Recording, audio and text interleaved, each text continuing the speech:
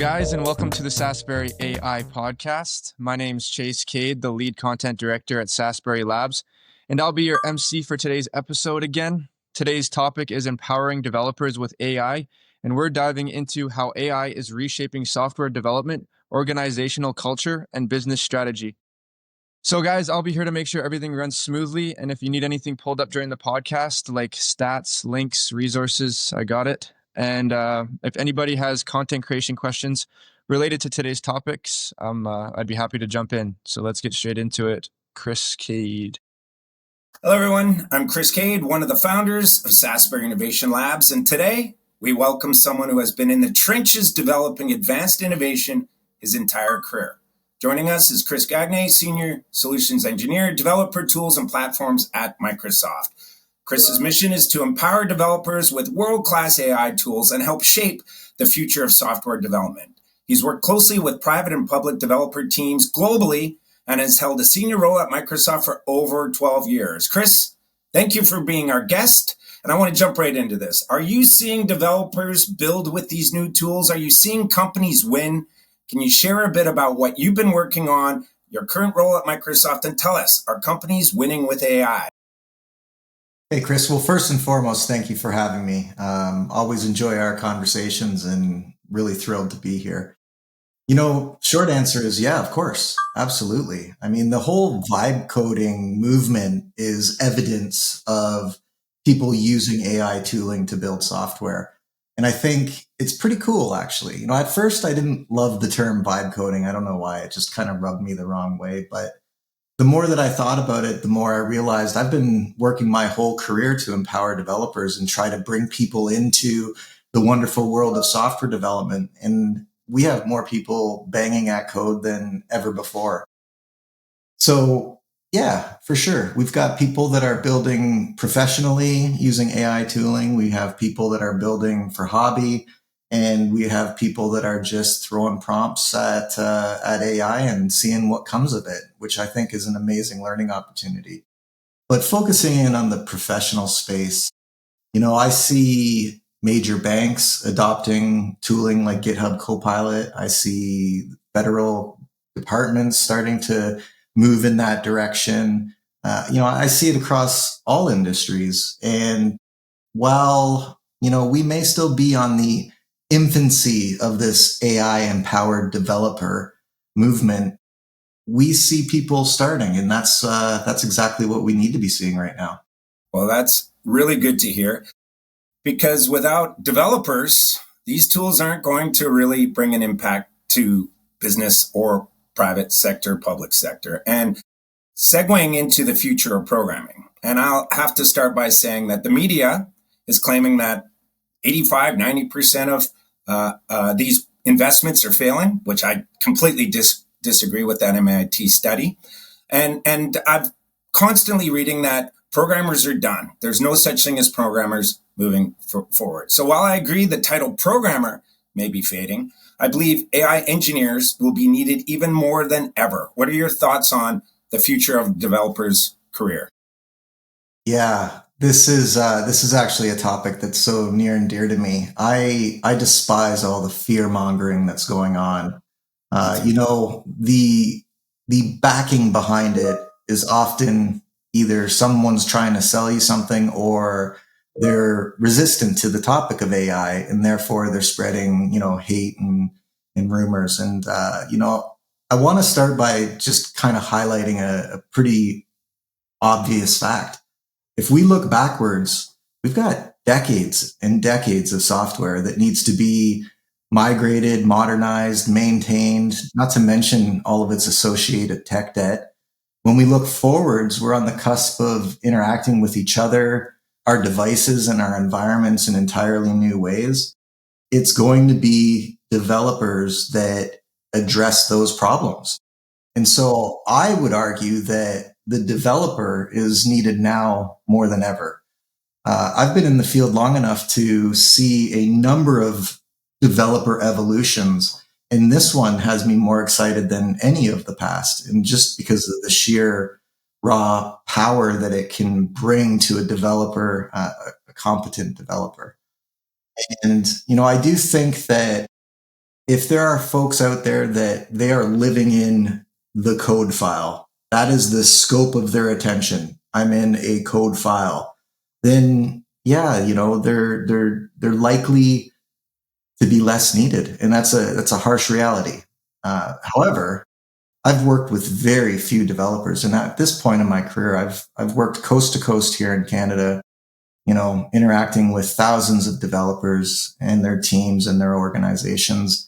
And I've seen very few that fit that mold of all I do is write code. There's a beautiful infographic out there that kind of highlights all of the things that a developer is responsible for.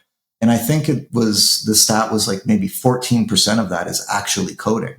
And so if we think about a developer as being somebody that has full stack understanding and full life cycle experience, these people are going to thrive. And this is where AI is going to really help them address all of the problems and challenges that we have across the software development life cycle.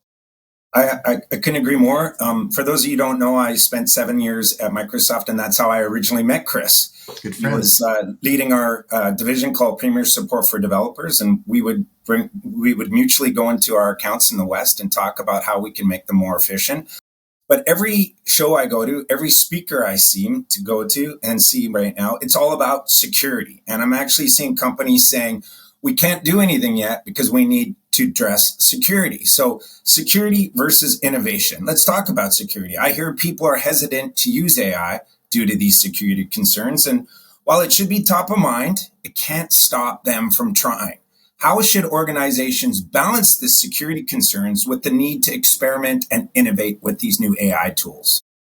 Yeah, first thing I have to say is being a hardcore DevOps advocate, I've always looked at security being in that landscape by default.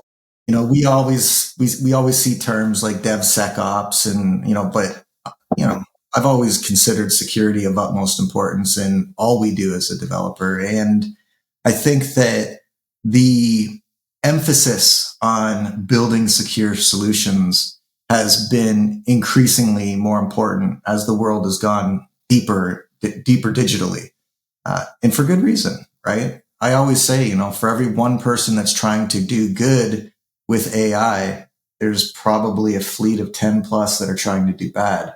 And so we need to be thinking about security, but we also need to balance that with innovation, right? And so the question really comes down to how do we innovate in a secure way?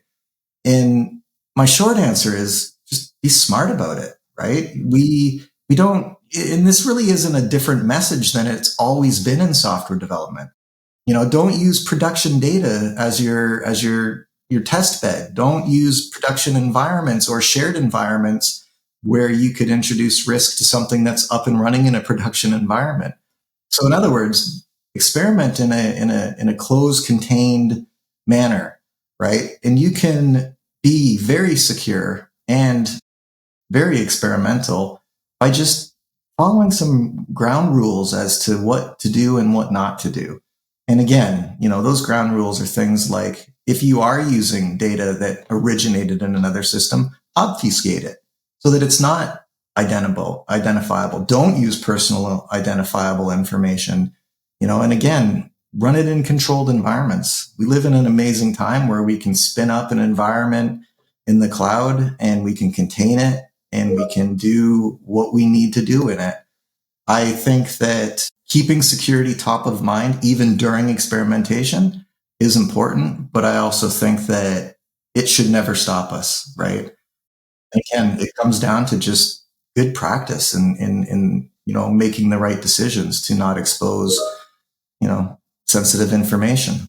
Yeah, and it's interesting because we struggle with the word enterprise, right? Like, so what is the enterprise? And when I was selling for Microsoft, we labeled it by employee headcount. Well, the reality is that even a small business, a 30, 40, $50 million a year revenue company, needs enterprise grade capabilities to make sure security is in place. And that's why we built this Microsoft practice where we build agents in the Microsoft stack, because we can show our customers with the tools that you offer developers like our team, a way where you can do secure experimentation. We tell everyone, let's start small, let's do a proof of concept, but we're still building that in a secure way. And you mentioned vibe coding before, and I'm involved in a mastermind group that's full of 100 plus worldwide AI innovators, and they're talking about that vibe coding all the time. I'm like, our customers can't do that because you are introducing security risks. And with the Microsoft ecosystem, we can go in there and experiment in a very secure way. And when we show CISOs that, they're on board. They're excited about that. So I'm sure, because every conference I've been to, it just seems like it's security vendors, security vendors, security vendor, and not so many developers doing what we're doing. So I'm really excited to hear that you're seeing developers win out there and experimenting with these tools. But it's also why we built out a Microsoft practice, because it's enterprise grade security for an organization that might not necessarily have any ways to do that on their own because of the costs. So hey, I want to jump in with one other thought. Microsoft has always had what we call the secure development lifecycle, right? And really, it's an overlay on top of the software development lifecycle, just to do the right things at the right points along the SDLC to think securely, act securely, and validate security. That's been around for decades. And I think that historically, security is probably the last area that I've seen a developer really dive into. But I see today with AI tooling, making that learning curve of how to be a secure developer, how to implement secure development across your life cycle, that's going up rapidly, because again, there's still learning benefits that you have of having AI tooling available to, ask simple things like, hey, is this code file secure? And then, reading the response and learning why it may or may not be. It's super powerful. Yeah, you said developers are always approaching security. I mean, I graduated as a programmer in the 90s, and honestly, security wasn't top of mind for me. No. And so now when we approach and build, we are all talking about security. What is the data? And that kind of segues into what we tell our customers. You need to train your users. If a user knows what they might do or not do in regards to even a GBT prompt, what security vulnerabilities they're exposing, then they won't do that. But we tell everybody, you can't just build this and throw it out to your users. Train them how to use AI, and then reward them if they start coming back to you with other ideas that come up as time goes on. So are you seeing security being a blocker to AI adoption with the people that you're talking to right now, especially in private, but also in public sector? Are they delaying doing innovative, unbelievable return on investments because of security? Is it a blocker right now?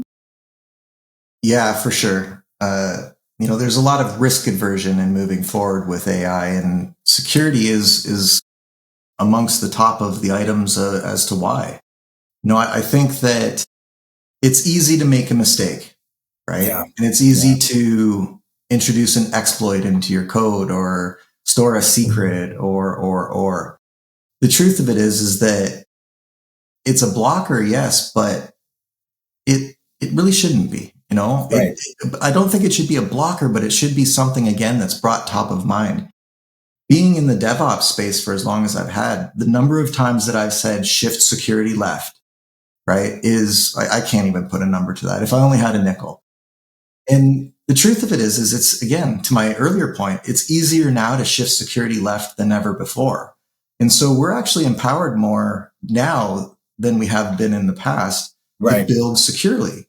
And so, yes, I do see it as a blocker. There's a lot of valid reasons too. Things like data sovereignty and, where does my code go that's in context when I issue a prompt to AI? There's a lot of things that need to be taken into consideration. But if we really take a good look at the security behind all of these mechanisms, they're sound, right? And again, it has to come down to the human in the loop, the developer, right? Yeah. Am I introducing security concerns? And you touched on the topic of education, right? I think that educating developers on what it means to build securely is critically important. And I'll second that. I originated and started my career in the 90s as well. security wasn't, I don't even think it was mentioned once in my entire education. No. And I probably built software professionally for a decade before I personally got that aha moment where I realized that, an organization's reputation and sometimes even their bottom line and livelihood rely on what I'm doing. Yeah. I better keep that in mind as I'm doing what I do. Yeah. Yeah, our successful projects right now, we have executive sponsorship on all the successful ones. And we recently presented a vessel agent that we're helping the marine industry manage their fleet of vessels better. And the first thing the CEO said, I only want captains and chief engineers to have access to these tools, period. And when we showed them how we can do that with like Microsoft Entra and et cetera, he felt comfortable to continue investing in this, and he sees the rewards, especially when that captain of that vessel and their chief engineer says, this tool will make us way more efficient. And then having that executive sponsorship be involved to say, here's what the rules need to be. Here's what I can't have. I can't have a first mate just have access to this and start troubleshooting something on the boat. And it's got to have that security policy and the executive sponsorship to know that CEO is behind this and who is sponsoring the team and is excited about it. So why do you believe executive sponsorship, particularly from the CEO, is critical for successful AI transformation? Because I'll tell you, in the 90s when I started programming, the CEOs weren't around at all. It was just an IT dev manager that I reported to. So are you seeing that executive sponsorship in your call? When you're going out to meet dev teams now, are there business leaders in those discussions now? Absolutely. And I think the top of the list as to reasons why comes down to psychological safety. If our leaders are backing, they're rallying the troops and they're giving us clarity and a sense of direction, we feel more comfortable to take steps in that direction. Yeah. Right. Mm-hmm. If we are lacking that executive sponsorship, either as Microsoft engaging with the customer or for our customers and their developers, if that sponsorship isn't in place, then there's always a hesitance of doing something that will anger those above us, right? Yeah. And there's another side of it too. And at Microsoft, we have leadership principles: create clarity, generate energy, and deliver results. And so if we think about those three topics,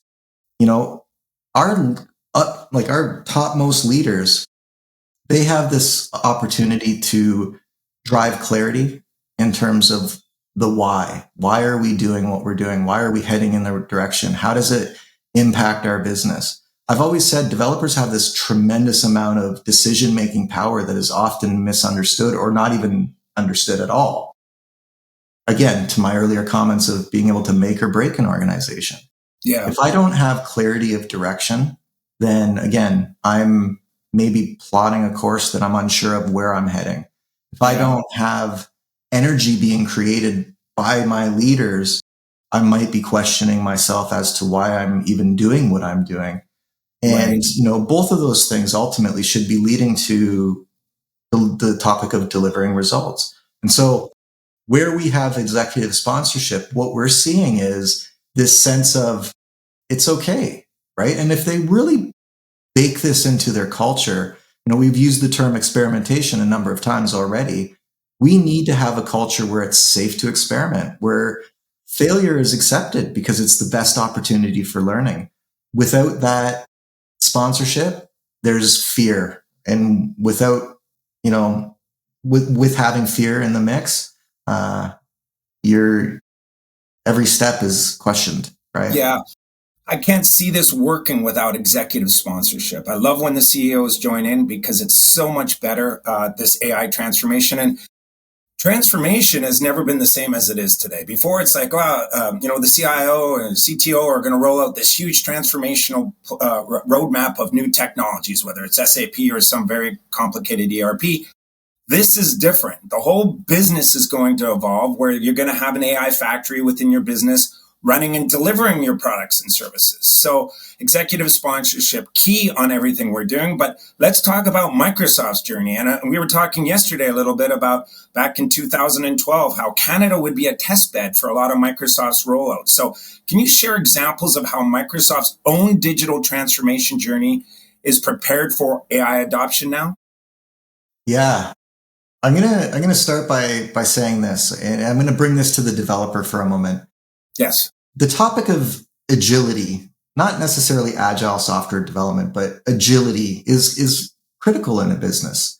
And if you think about Microsoft back in 2012, an agile organization, we were not. And we were still trying to gain a foothold in many markets, like Windows Phone is a perfect example of that. And aside from the Windows ecosystem, we weren't leading much of anything. And so the question that I often talk to with many of my customers is how did Microsoft achieve agility at such a large scale? Yeah. And that really started with Satya taking the helm, sorry. I think the most important change that he made was he made it very clear to the entire organization that we are expected to have a growth mindset. We were once known for trying to be know-it-alls, right? Hiring know-it-alls, developing know-it-alls. And this was the key shift to really start changing our culture and our practice was enough with the know-it-alls. We need learn-it-alls. We need people that are going to evolve as our technology evolves. And that's how we'll stay competitive. And that's how we'll reach a state where we once again are innovative. And so I've had the pleasure of being a part of that journey and witnessing it unfold. And the truth of it is it's all of the things that we did during our digital transformation, embracing a growth mindset, experimenting our way towards success. It really established all of the groundwork for us to succeed in our own digital transformation. And the truth is those very things are the very same things that have set us up for AI adoption. At Microsoft, the way I look at it is it's always forwards and upwards. And we got to a point during our digital transformation where it enabled us to always be looking forwards and upwards.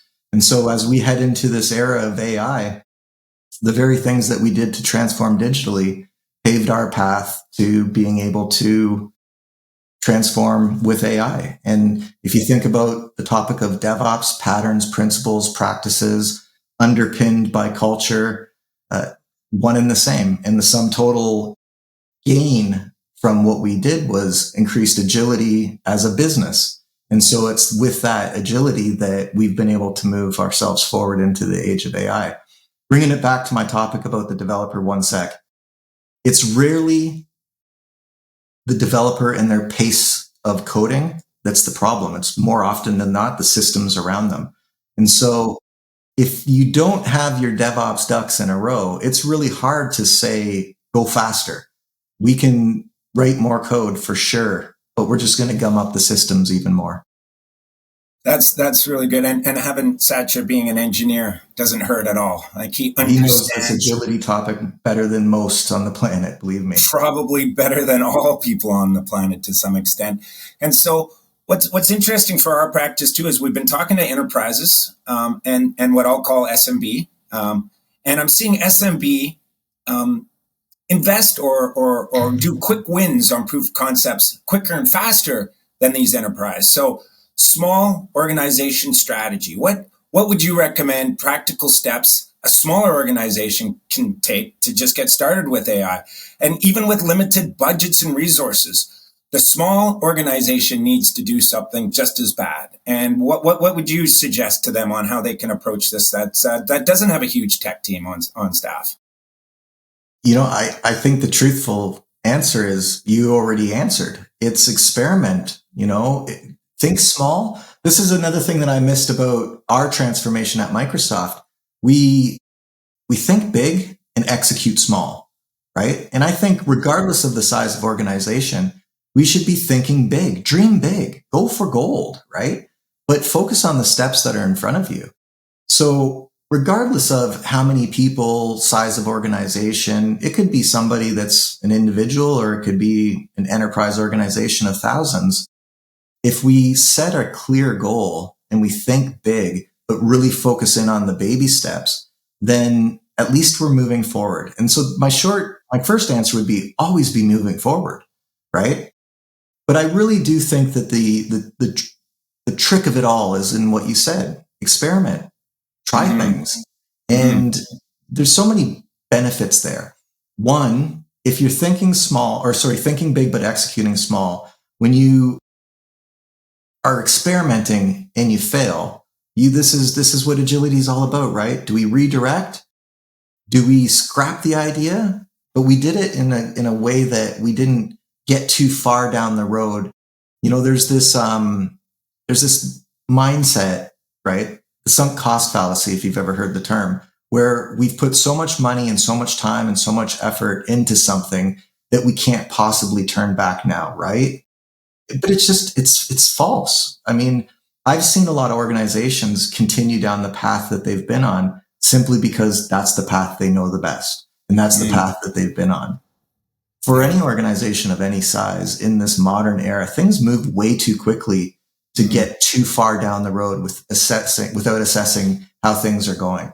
And so all of that to say, experiment your way towards success, but do so in small, contained chunks so that you're not getting too far and you're not getting too invested in the direction that you're heading. Yeah. And you already said you don't like the fear mongering the press is pushing out there. And stop reading the press. This model's better than that model. You need to establish a plan. But, without spreading fear, risks of inaction. What are the risks of not adopting AI now? And how are you communicating this to business leaders without just fear mongering? There's a funny catch-22 here, right? Because it's often risk aversion that's preventing us from moving forward. Right. And the truth of it is the risk of not moving forward is really the same that it's always been in technology. When I came out of school, to date myself here, the first programming language that I worked in was VB4, Visual Basic 4. Okay. Right? Yeah. If I didn't have a growth mindset, which by the way, my very first day out of school, my very first day on the job rather, is the day that my true education started. Yeah. For sure. But if I didn't, even back then, have a growth mindset and a desire to continuously learn, then I would have stalled and I would have become irrelevant. Yeah. Right? VB4 is not something that's in use today. Right. Yeah. And so bringing that to the topic of AI transformation and the risk to organizations to not take action, well, it's just that. It's really the same. If we're not moving forward, at least in baby steps, to try to get to a brighter future for ourselves, then the future is going to come anyways. And the truth is the risk of not taking action is becoming irrelevant, right? Yeah. And this segues into empowering employees, right? Like, I've been in boardrooms where there's been that one or two people that just don't want to look at the screen. They don't want to have dialogue because they'll feel that AI will take their job. And I make it very clear, at least right now in the world, this has nothing to do with taking jobs away. This is about augmenting to make you be more strategic, to make you be more efficient, and to take the mundane tasks away that you don't want to do anyways. But how can organizations ensure that AI adoption empowers these employees rather than making them feel threatened or even left behind? Any suggestions on that? Yeah, I think the first thing to recognize, in speaking with customers coast to coast, United States included, I've never once had a conversation where the topics of technical debt and modernization and migration aren't in their minds, right? And so we have to think of it like a bit of a balancing act. We know right here, right now, that we don't have the throughput of effort to be able to address all of that backwards facing work that I mentioned earlier, right? Decades of software that needs something to be done with it. And again, it's associated tech debt. And plus, every organization wants net new experiences, right? They want to break into new markets. They want to, be innovative. I I have seen a constant struggle with every customer that I've ever worked with to keep up, because we human beings want more than what we can give. Truth. And so if you think about AI as a way to reduce headcount, then you're going to balance out and you'll have the same problem. You'll just have, more efficient employees, sure. But if you reduce the number of them, you're not addressing the truth of the problem. You're not dealing with all of that technical debt, making all of those migrations and modernizations and creating new experiences to become innovative. And so that's the first thing that I really try to hone in on is, if we're looking at this as a way to reduce headcount, we have to ask ourselves, are we keeping up today? Right? Because if we're seeking a balance, right, we have 3 developers that are AI empowered and they're doing the work of 9, therefore we can get rid of 6, then again, we end up right exactly where we started. And secondly, I would say the fear is real, right? And that's part of the aversion to adoption, is people are afraid of adopting themselves out of a job. Yeah. And, it's become a little bit cliche, the saying that it's not going to be AI that takes your job. It's going to be somebody that uses AI that will. I don't know why. I don't love that phrase. I think maybe because it's more, fear inducing than not. But, the sad truth is that is true. And we can look at that as an individual, as a team, and as an organization, right? If we're an organization that doesn't use AI, but yet it would be relevant to our business, then an organization that does is going to eventually trump us. And so, we have to recognize that we are making these changes and adopting this technology to improve throughput of human effort. And if we're looking at it any other way, we're making a mistake right now, for sure. Yeah, and in the strategy side of things, like, there's developers out there sitting at their desk right now, and they've been coding the same way they have been for the last 10 years, right? And at Sasbury, we're 8 years old now, and our CTO, Steve Bowie, consistently gives new tool technologies to our engineers and has them developing new products in that. And I don't know how he divvies up the time for that for them, minus billing time for our customers. But I know that there's 3 developers on staff here that have been over 7 years. And now they've been entrenched in Azure AI Foundry, Copilot Studio. So what they're building and how they're building today is completely different than the way they were building 8 years ago. So I think you'd agree with me, to the teams out there that have their own dev teams, give them time to leverage the new tools. Don't have them sit there being mundane by leveraging tools from 10 years ago, because those employees will leave, because they'll know that they won't have a job if they don't involve in these new tools. And yesterday, you guys announced Anthropic models in Microsoft Copilot Studio, and that's a big celebration, a big win. More models coming out on a daily basis. But I know developers that I talk to, and I know you, Chris, you want to know the latest and greatest, and you want to know how those can change. So what practical steps can a business leader take to embed AI into their core strategy and operations, rather than making it just an IT experimentation, or having their dev teams, build on old technologies? Like, what would you suggest to them on how they can divvy up where their developers can now start building on the latest tools that are available that really only came out in the last 12 months anyways, right? Any suggestions on how they can approach that? Yeah, I'm going to go back to the psychological safety comment, right? Make it a safe place to experiment. Make it a safe place to play. One of the things that my wife knows about me is when I tell her that I'm going to quote unquote play, she knows more often than not what I'm really saying is I'm going to geek out with some new tech and have some fun with it, right? She's given me the safe space where I know that there's nothing I'm going to do that evening that's going to tick her off. That same thing needs to be in place inside the workforce. So that's number one. Again, just making sure that it's embraced, it's encouraged, experiment, and learn from it, and share what you're learning. By the way, that's another key thing, right? We don't want any single developer hoarding what they learn. Reward them. Reward them. Sure.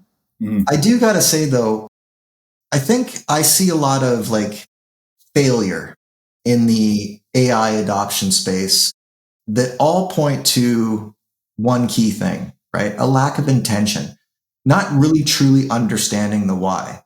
I just said, if there's an organization where AI is relevant to what they're doing and they're not making the steps forward to transform themselves, then eventually they'll be trumped by somebody that has. Mm-hmm. And, the truth of it is that again, if you're not taking those steps, that will likely occur. And so if we're taking steps for the for the sake of taking steps, we're probably stepping in the wrong direction. And so intention, back to that comment of creating clarity, is critical. And so maybe another way of saying it is really understanding the why. Like why are we doing this? Why do we want to move in this direction? And it's a really powerful thing for a developer to feel that safety, but also in understanding the why they're doing what they're doing. And so I think that those two things, ensuring that it's a safe place to experiment and learn, not to mention, by the way, I've talked a lot about experimentation, but I've almost exclusively talked about what happens when you fail. When you experiment, you might stumble on something that's pretty special. Yeah. But you have to, again, understand, why am I experimenting to begin with? And so it comes back to those three things that we want to see from our executive leaders, right? I want that clarity into the direction that we're heading and why we're heading in that direction. I want that energy to be motivated and, feel like I'm a part of something big. And I want to be able to experiment my way towards success so that I can deliver results. Yeah. And Chase, I want you to come back on cam because Chase has graduated digital media from university, and when he came on board, he was doing traditional. Sorry, Chase, if I'm talking about building things in Adobe and traditional content creation. And around a year ago, I said, I want you to do everything in AI right now, and I don't care if you're failing or if you don't know where you're doing, but just starting. And Chase, just like over the last year, what you did that made it take weeks before. So it's not just developers, like marketers now are vibe coding. Even HR is looking at how they can do things with new AI tools. Every division should be leveraging AI tools. And Chase, like, just name drop something that used to take weeks to do, and now you're doing in hours now, right? Well, just simple things like doing captions or just like cutting videos to take out all the fluff. Like you can just use AI. That would take like some people a whole day to edit a 30-minute video to take out the fluff and do the captions alone. And you can do that in 2 minutes now using AI. So that's just one example when it comes to editing. But yeah, I can create a video that would take maybe a week back 2 years ago, and I can make a video that looks 90% similar in under an hour, honestly, just because of the AI tools that we have nowadays with editing and making like B-roll with AI, like Flow using Gemini and stuff like that. So yeah, the AI tools have completely changed editing and making videos and doing marketing, especially because now you can just have AI like pumping out content marketing wise, like all day, every day, which doing it manually would have taken you the whole day to do that. But you can be doing video editing and have your AI doing all the marketing on the side while you do your video editing. So you can do so many things at once in one day now when it comes to content creation and stuff. So, yeah. And at the time, Chase, when I said that to Chase, I didn't care if it took him time to relearn these things. I wanted every day. I was like, what AI tool did you use? Every time he did a new video, what AI tool was this? How did you make this? What was in it? And I would share with my nerd AI buddies, right? Hey, Chase just made this video using these tools, right? So I wasn't scared of him taking longer to learn these tools. I was scared that he was doing it manually and he wasn't going to evolve into an AI thinker or a tool user on this. So I want to shift in a little bit, and thank you for that, Chase. And Chris, I was at that municipal conference, and we did small breakout rooms, and there was 6 of us, and these are IT leaders for cities on BC, and they went through like, what are your biggest stoppers on leveraging AI? And some people said, even like, who are enterprise suppliers? Some people wanted to know they were green suppliers and they weren't burning coal for their data centers. Other people, security. but nobody mentioned budget to me. And I stopped and I said, guys, your biggest dilemma is budget. And some of them said, well, at the end of the year, whatever we have left over, we can put that into R&D and we can do little proof of concepts with you at Sasbury, for example. But that's not how it can really evolve and change. So how should an organization rethink their budgeting and resource allocation for AI, given that the business outcome, not just technically feasibility, should drive this investment? Are you seeing people have budgets to just do an R&D now? Are you seeing executives say to their team, like I did with Chase, just drop what you're doing. I want to build new. I want to build it on an AI tool. And just to go and give Chase credit, the things he's building now, he couldn't even do when it was a manual process with unbelievable tools a year ago. So are you seeing organizations rethink their budgeting allocation? Or Yeah, I'm seeing a mixed bag of everything. I'm a very pattern oriented guy, and I tend to look back at the topic of digital transformation again, because there's a lot of similarities between when the planet was transforming digitally and now as we're transforming towards AI. I still see, even today in 2025, organizations that are budgeting no differently than they did in 2020. 25-year gap, and they're still trying to determine all the money that they need for the upcoming year. Yeah. That's, been a struggle. As organizations have transformed digitally and rely on cloud, struggle to understand, well, how much money do we allocate because of the nature of cloud? And so the topic of FinOps has become very important, right, into the digital transformation landscape. The truth is it's a very similar paradigm as, what we went through in the past. And so we are seeing a little bit of everything. I personally am seeing a increased emphasis on R&D. And I do want to go back to this topic of experimentation. I'm not implying like we want the wild, wild west where everybody's going off and doing their thing. But look at what you and Chase did, right? It was maybe controlled's not the right word, but it was a managed experimentation, right? You were expecting output and learnings to come of that experimentation. So I did want to clarify that it needs to be controlled. It needs to be managed. And I think that what I'm seeing as it relates to monies is really two things. You can either make a pre-purchase of cloud services, or you can make a pre-purchase of available AI horsepower. And I do see a lot of organizations taking that direction for lack of having that fluidity with budgeting, right? That true FinOps established. And so it really comes down to the organization and how far along their transformation, their digital transformation they are. If they are digital native, then they probably have a lot easier of a time grasping how to pull this off as we move towards AI.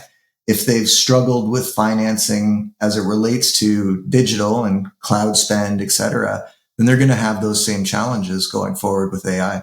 Right. At the end of the day, as it relates to finance, it's another cloud service that is, pay for what you use. And so that's, it needs to be treated not much differently than in the past.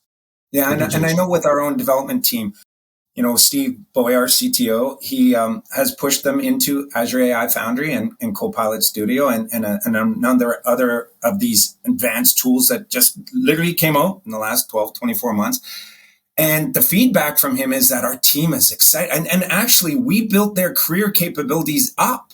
They have now the capability, and let's knock on wood that they're not leaving us and they love working for us. But they are in demand now because they're using advanced tools on the market that other organizations are lacking resources to do that.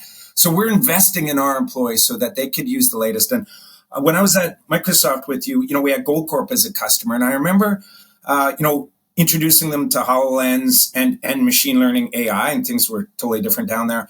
And that CIO went into the CEO's office saying, I need an R&D budget. And that was the first customer. And that was probably 2015, where I saw a gold mine say, here's an X amount of dollars that you can have just to experiment.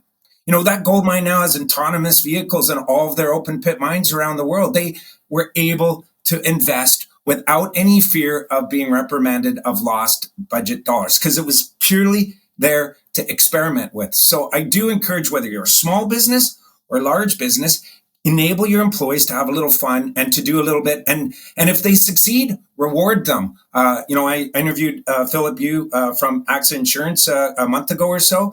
And now they've adopted all of their team to leverage AI, and they reward them with a football jersey.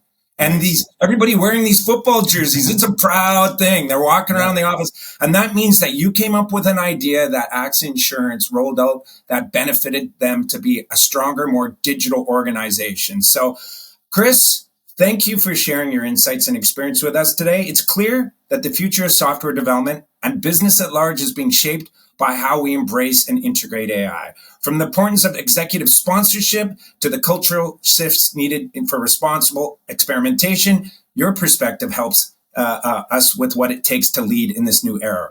So for our listeners out there, I hope this conversation sparked ideas on how to move from curiosity to capability with AI. And whether you're a startup founder, a public sector leader, or part of a global enterprise, the time is to start now. And don't worry, we're not pushing fear at you. You can do this now. Microsoft's tool sets are easy to jump in and to leverage and manage things with security. Reach out to us. We can help you with these proof of concepts that can either show an organization, let's invest further, or let's just start a different one. And I'm excited about the future. Chris, thanks so much for joining us. And back to you, Chase.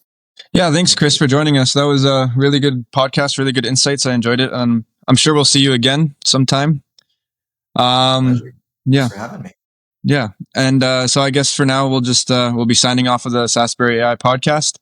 And I tell all our viewers to stay curious, stay creative, and keep building the future. And so that's about it then. Thanks, guys. I really appreciate it. Cheers. Cheers.